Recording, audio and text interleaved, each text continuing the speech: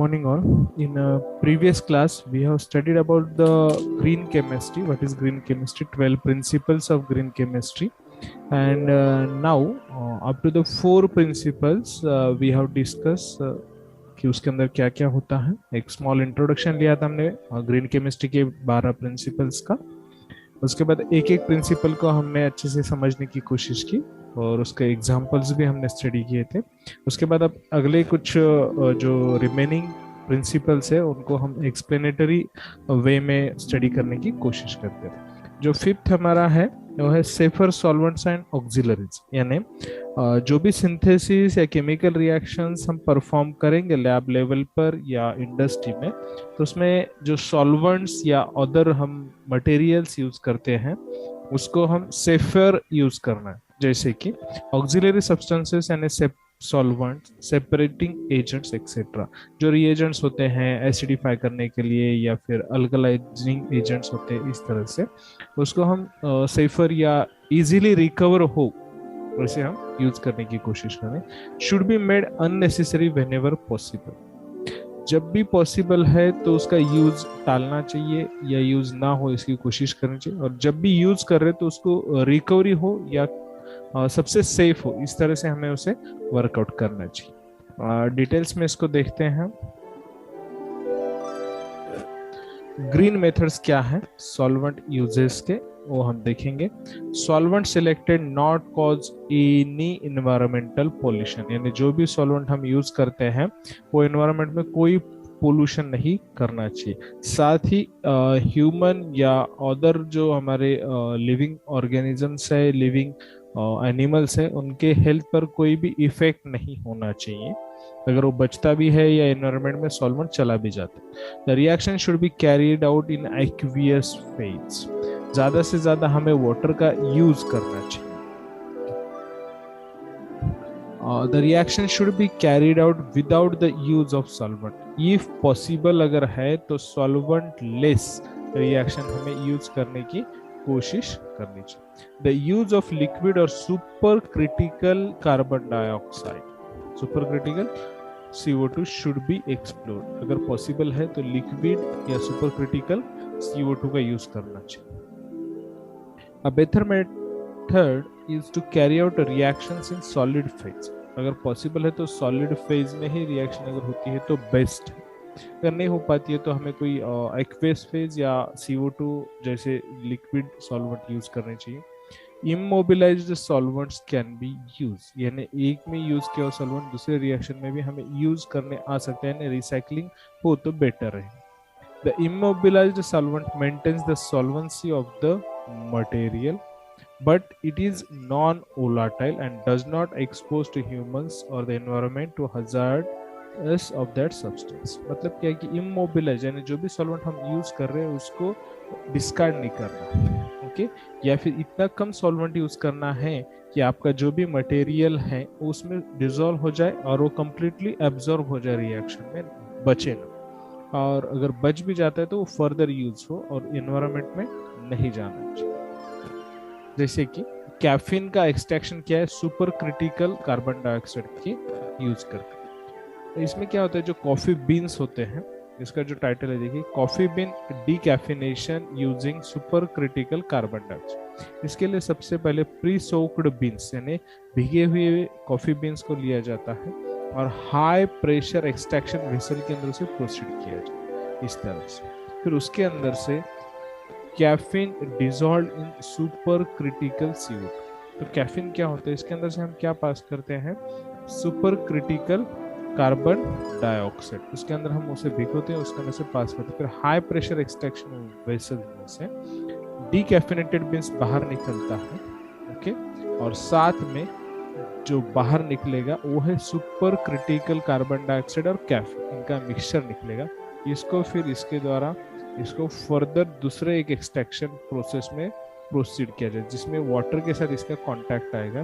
तो caffeine dissolves in water. Caffeine जो होता है सुपर क्रिटिकल कार्बन डाइऑक्साइड के साथ, तो वाटर में डिसॉल्व होकर बाहर आएगा. फिर उसमें से वाटर को रिसाइकल किया जाएगा और कैफीन अलग निकलना चाहिए.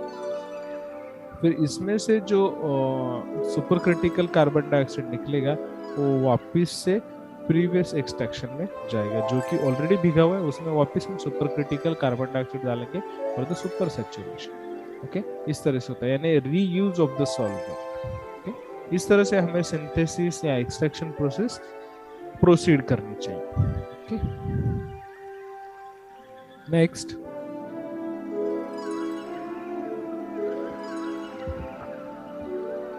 सॉल्वेंट सिलेक्शन आप कैसे करेंगे? तो सॉल्वेंट सिलेक्शन के लिए जो प्रिफर्ड सॉल्वेंट्स हैं या यूजेबल और अनडिजायरेबल सॉल्वेंट्स हैं, इन तीनों का हम टेबल फॉर्म में देखेंगे। प्रिफर्ड जो है वो है water, acetone, ethanol, 2 propanol, 1 propanol, ethyl acetate, isopropyl acetate, methanol, methyl ethyl ketone, 1 butanol, tertiary butanol. ये सब जो है ये एनवायरनमेंट फ्रेंडली, इसलिए हमने इसे ग्रीन कलर से शो किया है। ओके, यूजेबल, साइक्लोहेक्सेन ये यूज कर सकते हैं, बट इन्हें अवॉइड किया तो ज़्यादा ठीक रहेगा। अगर नहीं पॉसिबल नहीं है ये प्रिफर्ड में से, तो इसमें से आप यूज कर सकते हैं। Heptane, toluene, methyl cyclohexane, methyl tertiary butyl ether, isooctane, acetonitrile, 2 methyl THF tetrahydrofuran, tetrahydrofuran, xylenes, dimethyl sulfoxides, acetic acid, ethylene glycol. Okay, ethylene glycol. उसके बाद है अनडिजायरेबल्स। अनडिजायरेबल्स में यानी ये हमें कंप्लीटली अवॉइड करने की कोशिश करनी चाहिए। इफ नॉट पॉसिबल, यानी प्रिफर्ड और यूजेबल्स नहीं है और इसके सिवा कोई दूसरा ऑप्शन बचते नहीं है, तो ही हम यूज कर सकते हैं, but quantity should be at least जितना जरूरी है उतना ही लेना चाहिए, मिनिमम से minimum. Pentane, hexane, diisopropyl ether, diethyl ether, dichloromethane, dichloroethane, chloroform, dimethyl formamide, N methyl pyrrolidine, pyridine, dimethyl acetate, dioxane, dimethoxyethane, benzene, carbon tetrachloride. ये जो है ये डेंजर है या रिस्की है, इसलिए हमने इसे रेड कलर से बताया। ओके, तो ये सब जो है इस रेफरेंस के द्वारा हमने यूज किया। तो you can utilize another research work for this solvent selection also, अगर कोई हो तो मिस भी हो सकता है। सो आप और जब भी आप सिंथेसिस डिजाइन करेंगे तो try for the preferred solvents. Okay, उसमें वाटर सबसे पहले प्रिफर्ड। नेक्स्ट, जो हमारा नेक्स्ट प्रिंसिपल है, यूज ऑफ रिन्यूएबल फीडस्टॉक्स, यानी ऐसे केमिकल्स हमें यूज करने चाहिए जो कि रिन्यू हो। समझो एक आध केमिकल हमने सिंथेसाइज किया, उसका यूज हो गया,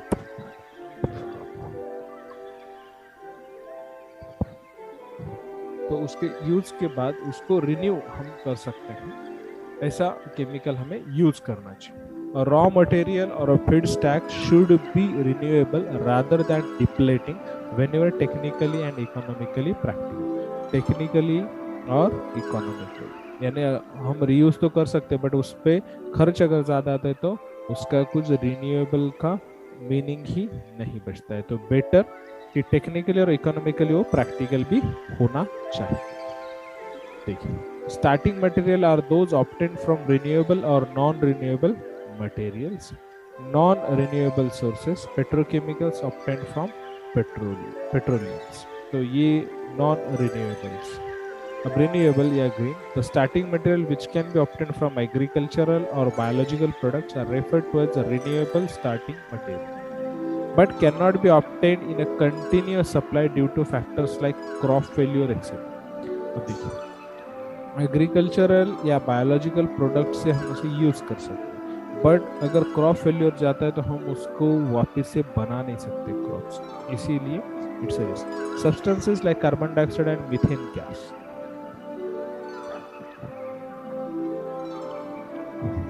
ये तो क्रॉप से हमें मिलते हैं, अगर क्रॉप फेलियर होता है तो ये भी हमें मिलना बंद हो जाएगा। Are available in evidence, these are considered as renewable starting materials. जैसे कि CO2 इन्वायरमेंट में बहुत ज़्यादा है, मीथेन गैस भी है, अवेलेबल इन एविडेंस, बहुत ज़्यादा इसमें इस्तेमाल है और इसको हम as a renewable starting material बोलकर यूज कर सकते हैं क्योंकि ये कंटिन्यूस बनता रहता है। Next, raw materials from renewable source, the biofine process. Paper mill sludge. Paper mill में जो स्लज बनता है वो कहाँ से बनता है? ये जो स्लज है ये बनता है हमारा जो वेस्ट वुडन्स होते हैं या क्रॉप का वेस्ट होता है उसके द्वारा बनता है। ये बनाने के लिए हम यूज करते हैं एग्रीकल्चर रेसिड्यू और वेस्ट वुड, जो खराब लकड़ियां हैं या एग्रीकल्चर का रेसिड्यू होता है उसको, उससे हम बनाते हैं लेवुलोनिक एसिड। ओके, इसके लिए ग्रीन केमिस्ट्री चैलेंज अवार्ड 1919 मिला था स्मॉल बिजनेस अवार्ड्स में। Municipal solid waste and waste paper, इससे भी हम पेपर स्लज मिल बना सकते हैं, जो कि हमारे वेस्ट पेपर होते हैं उसको रीयूज करके। 7 use of protecting groups reduce derivatives. Unnecessary derivatization, blocking group, protection, deprotection, temporary modification of physical and chemical process should be avoided whenever possible। जब भी आप रिएक्शन सिंथेसिस करते हैं, 5 से 6 स्टेप का कभी कभी रिएक्शंस होता है, तो उसमें क्या प्रॉब्लम होता है कि आपको एक फंक्शनल ग्रुप को प्रोटेक्ट करना है और दूसरा फंक्शनल ग्रुप उसमें ऐड करना है। यानी हम फंक्शनल ग्रुप को ब्लॉक करते हैं, उसको प्रोटेक्ट करते हैं या डिप्रोटेक्ट करते हैं, या थोड़ी देर के लिए मॉडिफाई करते हैं, या फिजिकल या केमिकल प्रोसेस उसमें चेंजेस करते हैं। तो ऐसा अवॉइड करना चाहिए क्योंकि अननेसेसरी केमिकल का यूजेस उसमें बढ़ जाता है। If an organic molecule contains 2 reactive groups and you want to use only one of these group, the other group has to be protected। तो दूसरा ग्रुप, जैसे कि एक रिएक्शन में 2 रिएक्टिव ग्रुप्स है, तो दोनों में से आपको एक ही रिएक्ट करना है, तो आपको एक ग्रुप को प्रोटेक्ट करना होगा। The desired reaction completed and protecting group is removed। इसमें OH और CHO, तो हमने पहले क्या किया है कि OH को प्रोटेक्ट करने के लिए इसमें बेंजाइल क्लोराइड को ऐड किया, इसीलिए क्या हो बेंजॉक्स। और CHO पे फिर रिएक्शनरी ऑक्सीडेशन हो रहा है, COH पे कन्वर्ट हो गया, वापस से हमने इसको रिमूव कर लिया। तो ये 2 स्टेप अननेसेसरी हमारे एडिशन हो गए। 2 स्टेप अननेसेसरी हमारे ऐड हो गए। तो कैसे बेंजील chloride a known hazard and the waste generator after deprotection should be handled carefully। ये बेंजील alcohol. Protecting groups are added in a stoichiometric amounts, should be removed once the reaction is complete, not included in the product, less atom economy। Atom economy में भी ये बहुत ज्यादा कम है। तो unnecessary हमारे 2 reactions बढ़ रहे हैं। हमारी रिएक्शन एक्चुअल क्या है? ये रिएक्शन जिसमें कि हमें CHO में सिर्फ OH ऐड करना, बट रिएक्टिव ग्रुप होने की वजह से we have to use the protective, तो ये अवॉइड होना चाहिए। Catalysis, catalytic reagent as selective as possible. Catalysis के लिए हमें जो भी हम कैटालिटिक एजेंट यूज कर रहे हैं वो जितना सिलेक्टिव हो उतना बेटर है। Okay, are superior to stoichiometric reagent.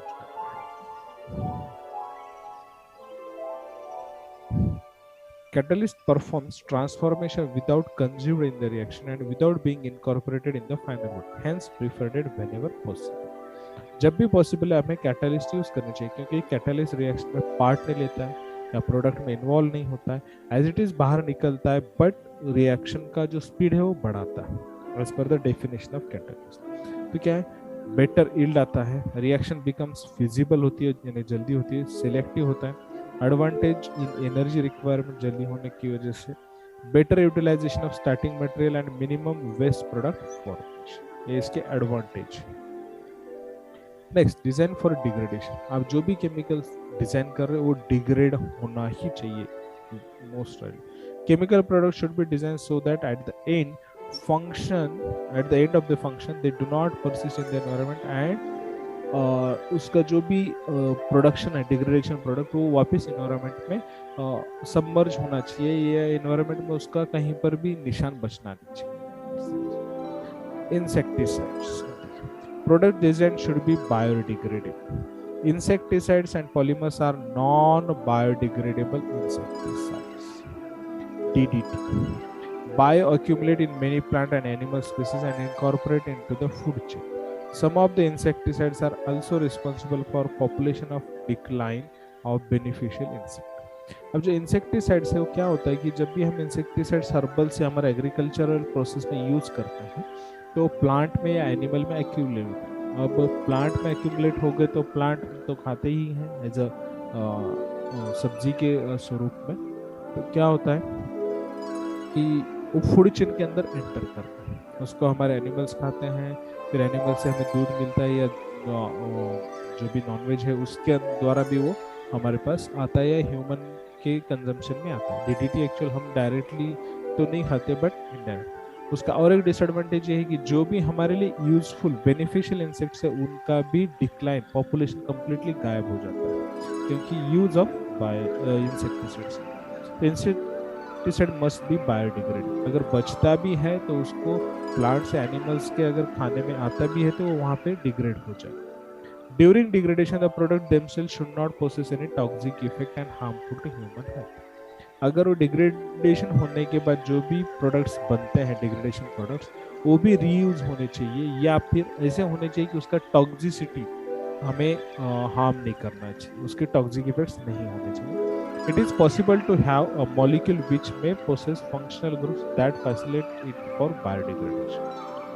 जो मॉलिक्यूल है उसमें ऐसे फंक्शनल ग्रुप होने चाहिए कि जिसकी वजह से बायोडिग्रेडेशन पॉसिबल है। तो जब भी हम सिंथेसाइज करें तो ये ध्यान में रखें कि उसका जो यूज है आफ्टर यूज डिग्रेडेशन होने के लिए कुछ फंक्शनल ग्रुप उसमें ऐड कर सकते हैं। The functional group should be susceptible to hydrolysis, photolysis और अदर क्लीवेज। तो फंक्शनल ग्रुप ऐसा होना चाहिए, हाइड्रोलिसिस के लिए प्रोन होना चाहिए, फोटोलिसिस या क्लीवेज उसका आसानी से होना चाहिए। Degradation of polymers that is polylactic acid manufactured from renewable sources. ऐसी जो आप स्टार्टिंग मटेरियल यूज करेंगे उसका रिन्यूएबल होना चाहिए। कॉर्न और wheat agricultural waste in future uses 20 to 50% of fewer fossil fuels than conventional plastics. Okay, uses 20 to 50% fewer fossil fuels than conventional plastic. PLA products can be recycled or compost. Okay? तो PLA जो products है polylactic acids के, तो ये products recycle भी हो सकते हैं और इसको कंपोस्ट यानी इससे कंपोस्ट भी हम बना सकते हैं प्लास्टिक से better. Real time analysis for pollution prevention. Actual में भी क्या चल रहा है, इस टाइमिंग पे कितना पोल्यूशन है, कैसे हम कर सकते हैं, इसका एनालिसिस होना चाहिए, real time analysis. Analytical methodologies need to be further developed to allow for real-time process, monitoring and control prior to the formation of hazardous substances. तो हमें उस तरीके से उसका प्रिकॉशन या ट्रीटमेंट हमें यूजफुल होगा अगर हम रियल टाइम में उसका एनालिसिस कर पाते हैं। Analytical methodologies. Analytical methodologies should be so designed so that they require minimum uses of chemical like recycling of some unreacted chemicals for the completion of the reaction. जो unreacted chemicals है या minimum use of chemicals हमें करना है। Placement of sensors to monitor the generation of hazardous products during the chemical reaction is allowed. Sensors हमें monitor करने हैं जो कि hazardous प्रोडक्ट्स के जनरेशन जहाँ पर होता है वहाँ पे सेंसर्स लगा है, सो हम मॉनिटर कर पाएंगे कि केमिकल रिएक्शन एडवांटेजेस नहीं है। Next, real time analysis for a chemist is the process of checking the progress of chemical reaction as it happens. Knowing when your product is done can save a lots of waste time and energy. यानी हमारा जो भी products है वो ready हुआ है नहीं इसके लिए, अब हमने सिंथेसिस के लिए लगा दिए, अगर प्रॉपर टाइम पे हम उसको निकाल देंगे तो हमारा प्रोडक्ट मिलेगा। जैसे यहाँ पर फोटोज में बताया, अगर इसको हम ज़्यादा टाइम देते हैं तो ये बर्न हो जाएगा, कम टाइम देंगे तो बनेगा नहीं। उसी तरह से हमारे सिंथेसिस के लिए भी सेंसर्स होना जरूरी है। Inherently safer chemistry for accident free. Substance and the form of substance used in chemical process should be chosen so that minimize the potential for chemical accidents including releases, explosions and fires. ये नहीं होने चाहिए। तो क्या substances and forms of substances जो भी हम chemical process में यूज कर रहे हैं इस तरह से चूज करना है कि उसका अगर एक्सीडेंट हो भी तो ज़्यादा hazardous ना हो। जैसे कि रिलीजेस होते हैं, गैस रिलीजेस, एक्सप्लोजन्स होते हैं या फायर्स होते हैं, तो इसमें मिनिमम हैजर्डस हो या ना हो इस तरह के हमें केमिकल्स यूज करने चाहिए। ओके, जैसे The hazards posed by toxicity, explosion, fire, etc. might be looked into.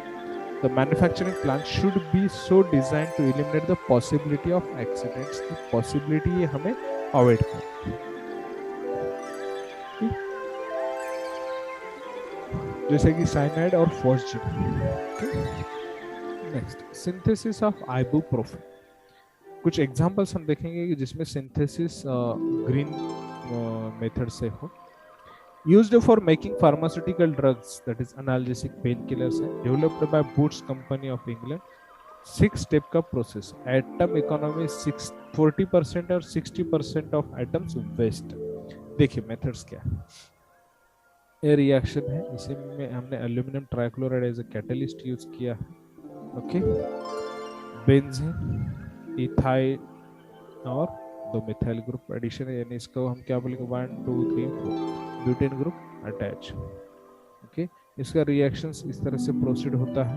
Atom economy only 40% है और बाकी सब 60% अपना वेस्टेज ऑफ एटम्स। ओके, 1 2 3 4 5 और 6 स्टेप का प्रोसेस। Okay, 6 step process. ये हमारा आइबुप्रोफेन चाहिए। इसके लिए हमने क्या क्या किया देखिए। जस्ट हमें we have to add this group, ethyl acid हमें ऐड करना था। उसके लिए हमें पहले COCH3 ऐड किया है कीटोन ग्रुप, उसको फिर कन्वर्ट करते गए हैं cyclic cyanides. Economic advantage of BHC synthesis of ibuprofen, उसको कैसे चेंज करें। हाइड्रोजन फ्लोराइड का यूज किया है और we have directly found this. Cyclic structure बना ही नहीं इसमें, जिसमें साइक्लिक स्ट्रक्चर बना था इसको क्या किया हमने, रिडक्शन किया है, CO का बन गया COH अल्कोहलिक ग्रुप में से हमने OH को रिप्लेस किया है हमारे CH, so we got the ibuprofen 1 2 3। एक तो 3 स्टेप में प्रोसेस हो गया कंप्लीटली और एटम इकोनॉमी भी बेटर हो गया। Microwave induced green synthesis, microwave की फ्रीक्वेंसी, माइक्रोवेव जो हम हमारे किचन में भी यूज करते हैं उसी तरह से, और कुछ अब नए आए हैं जो कि specially designed for the organic synthesis. Microwave की फ्रीक्वेंसी 30 गीगाहर्ट्ज से लेकर 300 हर्ट्ज तक होती है। होम अप्लायंसेस फ्रीक्वेंसी 2.4 गीगाहर्ट्ज है, यूज्ड फॉर हीटिंग पर्पज, सिर्फ गर्म करने के लिए। Microwave reaction involves selective absorption of electrowaves by polar molecules. When molecules with permanent dipole to an electric field, they become aligned as the field oscillates. यानी इसके ऊपर हम हीट वेव्स भेजते हैं तो हीट एब्जॉर्ब हो जाती है और रिएक्शन हमारी प्रोसीड होती है। Okay, their orientation changes, this rapid reorientation produces intense internal heating. बाहर जो हम हीटिंग देते हैं बर्नर की, तो किसे किसे देते हैं हम, हमारे RBF को भी हीट जाता है, ट्राइपॉड स्टैंड भी लेता है, वायर गॉज भी लेता है, अगर वाटर बाथ है तो वाटर बाथ भी। यहाँ पर वैसे नहीं, हम डायरेक्टली केमिकल्स को ही हीट देते हैं microwave, so heat consumption proper होता है और वेस्टेज ऑफ हीट नहीं है, ओवर हीटिंग का भी इशू नहीं। Microwave assisted reactions in water, Hoffmann elimination. Normally quaternary ammonium salts are heated at high temperature and the yield is low. The use of microwave irradiation, high yielding synthesis, water chloroform system is used. इसमें water chloroform system में microwave सिर्फ 1 minute के लिए था, so we will get our Diels-Alder reactions. 1,4 addition of an alkenes, that is malic anhydride, to an conjugated diene, example anthracene, to form an adduct of 6-membered ring.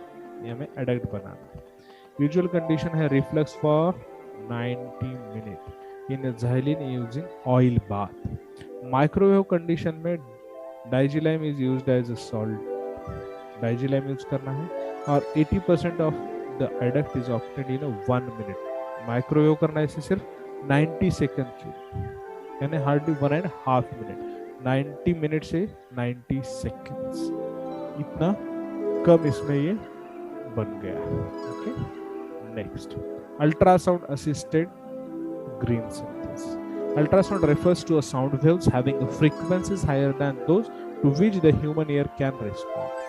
जो sound हमें सुनाई देता है उससे हाइयर फ्रीक्वेंसीज के ये waves होते हैं, हमें सुनाई भी नहीं देते. When a sound wave propagated by a series of compression and refraction cycles pass through a liquid medium, it causes the molecules to oscillate around their mean position. तो क्या होता है, साउंड वेव का आपको इफेक्ट पता होगा कि sound की वजह से कांच का ग्लास भी टूटता है, फिल्मों में भी देखा होगा. तो उसी तरह से हमने उससे ज़्यादा हाई फ्रीक्वेंसी के साउंड यूज करना है जिसकी वजह से वो एब्जॉर्ब हो, मॉलिक्यूल में वाइब्रेशन या ऑसिलेशन हो और हमें पता चले. During the compression cycle, the average distance between the molecule is reduced, and during refraction, the average distance between the molecule is increased. तो क्या होता है, इसकी वजह से oscillations बनते हैं molecules के अंदर. जैसे ही उसमें distance कम ज़्यादा होता है as per the cycles या waves of sound इसके ऊपर incident होते हैं. In the refraction cycle, under appropriate condition, the attractive forces of the molecule of the liquid may be overcome, causing formation of bubbles.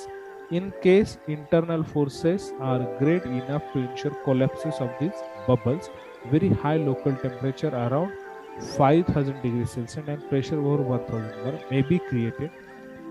It is this very high temperature. This is very high temperature and pressure initiate the chemical reaction. जैसे आपने sonication देखा था जिसमें कि हम solubility proper होने के लिए करें, क्यों होती है, क्योंकि इसमें वाइब्रेशंस की वजह से मॉलिक्यूल्स के अंदर का डिस्टेंस कम और ज़्यादा होता है. तो कम और ज़्यादा होने की वजह से इनके बीच जो है बबल्स बनते हैं और बबल्स बनते के साथ ये कोलिजन होता है. कोलिजन की वजह से हीट भी बढ़ती है और प्रेशर भी बढ़ता है, एक दूसरे के ऊपर मॉलिक्यूल कोलाइड होता है. तो हीट अराउंड 5000 डिग्री सेल्सियस तक जाता है जब मॉलिक्यूल का कोलिजन होता है और प्रेशर 1000 बार से ज़्यादा. तो इसका यूज होता है रिएक्शन आगे बढ़ने के लिए या रिएक्शन प्रोसीड होने के लिए. Esterification generally carried out in presence of catalysts like sulfuric acid, para-toluene sulfonic acid, tosyl chloride, polyphosphoric acid, dicyclohexyl carbodiimide etcetera. ज़्यादा टाइम लगता है, यील्ड्स बहुत कम है. A simple procedure for the esterification of variety of carboxylic acid with different alcohols at ambient temperature using ultrasound has been. देखिए, अब esterification के लिए बहुत ज़्यादा टाइम लगेगा बट यील्ड कम आएगी. तो हम अगर इसको अल्ट्रासाउंड के जरिए करते हैं तो एस्टरिफिकेशन होता है. उसके लिए हमें क्या लगेगा, अल्कोहल्स यूज करना है. यहाँ पर हमने एसिड यूज किया था और एम्बिएंट टेम्परेचर पे भी ये हो जाएगा, आउटर टेम्परेचर. इनसाइड मॉलिक्यूल तो हायर टेम्परेचर है, सिर्फ रूम टेम्परेचर पे करना है. इसको हम अल्ट्रासाउंड, तो we will get the our esters. Saponification 15% of yield by the usual process. Heating with aqueous alkali के साथ जब हम हीट करेंगे 90 मिनट के लिए तो हमें 15% yield. Saponification can be carried out at milder condition. Thus, methyl 2,4 dimethyl benzoate on saponification 20 kHz पे gives the corresponding yield up to 94%. अगर हम इसी को नॉर्मल प्रोसेस से करते हैं saponification तो 50% और माइक्रोवेव से करते हैं तो 94% मिलेगा. दैट इज 60 मिनट पे, 1 घंटे. यहाँ पर 90 मिनट, टाइम भी कम हो गया और यील्ड भी बढ़ गया. Example of green chemistry, new synthesis of ibuprofen and Zoloft, integrated circuit production, removing arsenic and chromate from pressure treated wood, many new pesticides, new oxidants for bleaching paper and disinfecting water, getting the lead out of automobile paints, recyclable carpeting, replaces VOCs and chlorinated solvents, biodegradable polymers from renewable resources. ये बहुत कुछ uses हमें यहाँ पे English के इससे ज़्यादा भी है, लेटेस्ट और यूजफुल.